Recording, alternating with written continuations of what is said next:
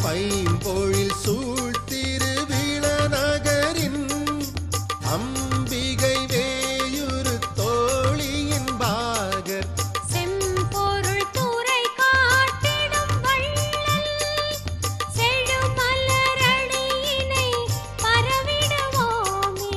சண்பையின் ஞான சம்பந்தன் இன்புறு தமிழாய் சொல்லிய வேதம் பன்னிசையாலே சிவனருளால் பொன்பொருள் புகழ் நலம் பெற்றிடுவோமே.